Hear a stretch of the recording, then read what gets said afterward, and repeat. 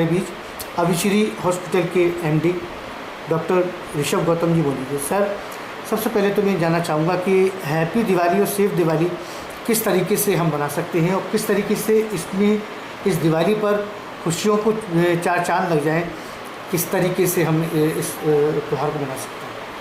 मैं doctor Rishabh Gautam Abhishree hospital और उसके पूरे परिवार की ओर से सभी को शुभ और सेफ दिवाली की शुभकामनाएं देना चाहूँगा।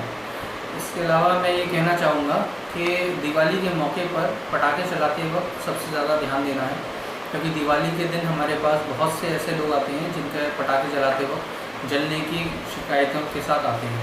तो पटाखे चलाते वक्त छोटे बच्चों का ध्यान रखें, ढीले कपड़े ना पहने, और अगर कहीं हल्का फुल्का कहीं जल गया है तो उसे सबसे पहले तो नल के नीचे ठंडे पानी के नीचे हाथ या पैर जो भी हिस्सा जला है जले हुए हिस्से को उसके पानी के नीचे रख दें।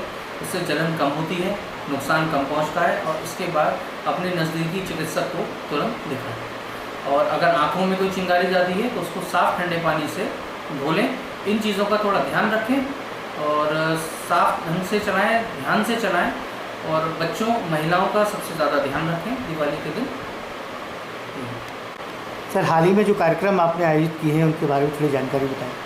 ठीक है, अभी हाल ही हमने विश्व एनेस्थीसिया दिवस के दिन एक बच्चों का प्रशिक्षण कार्यक्रम रखा था, जो कि SBM इंटर कॉलेज क्वारसी और DPS तालानगरी में रखा गया था। इसमें लगभग 200 से ऊपर बच्चों को जो है प्रशिक्षण दिया गया। ये प्रशिक्षण इस चीज़ का था कि अगर आपके सामने कोई अचानक से जो है बेहोश हो जाता है या आपको कोई गिरता हुआ दिख रहा है जिसकी हृदय की गति रुक गई है, ऐसे में आपको कैसे एक्ट करना है, किस तरह से इमरजेंसी सिस्टम को एक्टिवेट करना है, और मरीज़ को जो ज़रूरी चिकित्सा उस वक्त ज़रूरी है वो कैसे देनी है, जो कि आसानी से दी जा सकती है। इस चीज़ के लिए प्रशिक्षण दिया गया था, और हमारा उद्देश्य ये था कि हम हर घर के अंदर एक जीवन रक्षक तैयार कर सकें। इस उद्देश्य के साथ इस प्रोग्राम को कंडक्ट कराया गया है, और इस तरीके के प्रोग्राम आगे भी कंडक्ट कराए जाएंगे। जैसे ज़्यादातर देखा गया है कि दुर्घटनाओं में घायल लोगों के लिए सबसे ज़्यादा जो अमूल्य होता है वो रक्त होता है, तो रक्त की कमी भी कभी कभी जान की जोखिम में डाल सकता है। ठीक, अगर आपका खून ज़्यादा बह गया है तो उसकी वजह से बहुत ज़्यादा दिक्कत आ सकती है, तो रक्त की ज़रूरत बहुत बार होती है। पर हमने जो भी ये प्रशिक्षण दिया था इसका इस चीज़ों से संबंध नहीं है।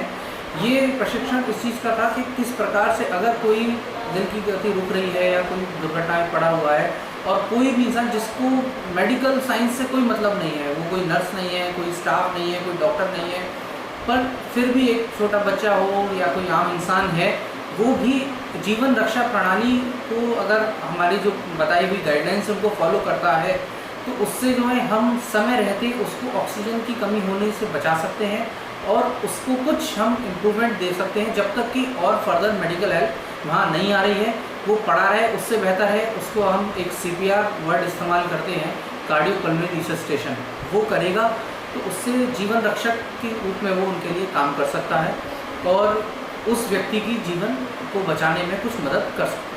सर, कुछ सूचनाओं के लिए कुछ नंबर आपने हेल्पलाइन नंबर अपने जानकारी कर रखे हैं? जी देखिए, हेल्पलाइन नंबर तो जो सरकारी है 108, आप सबसे पहले उस पर नंबर कर सकते हैं, वहाँ से एम्बुलेंस आ सकती है।